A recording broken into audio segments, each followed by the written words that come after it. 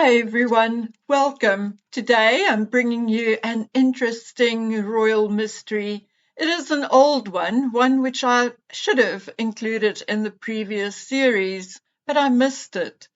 This story dates back to 1810 and the crime happened in St. James's Palace. It was 2:30 a.m. on the morning of May the 31st, 1810, when screams echoed through St. James's Palace. The Duke of Cumberland, Ernest Augustus, brother to George IV and William IV, was attacked, allegedly, as he slept. A sharp blade had slashed through the Duke's padded nightgown. The Duke deflected the blows with his hands as he fought off the attacker while calling out for help. Cornelius Neil, a valet, responded, but by the time he got to the Duke's room, the alleged attacker had fled, and the Duke's blood-stained sabre was lying on the floor by the door. Ernest Augustus, the Duke of Cumberland and uncle to Queen Victoria at the time, was the most hated and feared man in England. He was shrewd, unscrupulous, duplicitous, and autocratic. He married a woman with equally bad reputation, the widow, Princess Frederica of Sollum-Braunfels. The Duke was also a military man. He was tall and lean and had a beard and moustache to hide the scars he received in May 1794 during the First Battle of Tournai, when he was seriously wounded by a blow to the head, which also resulted in him losing an eye. That is also why later portraits show him in profile. Anyway, back to the story. The Duke asked for a doctor and his other valet, Joseph Sellis. Two men were sent to fetch Sellis. Reaching his door, they heard a gurgling sound. They found the door unlocked and rushed in. Sellis was lying on his bed, dying in a pool of his own blood. His throat had been cut so deeply that his spine had stopped the blade.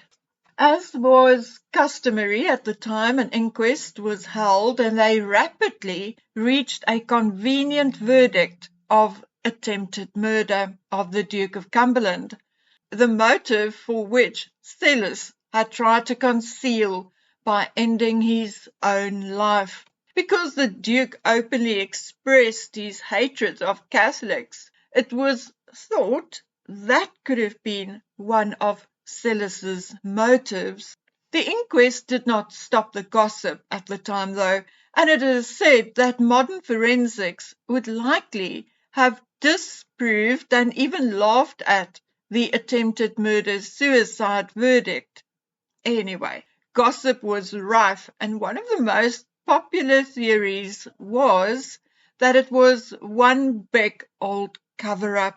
The story that Sellis's hands were clean and there was blood-stained water in the valet's wash basin suggested that the Duke may have played a very different role in the attack, and it was whispered that the Duke had killed Sellis for reasons of his own and covered it up by faking the attack on himself.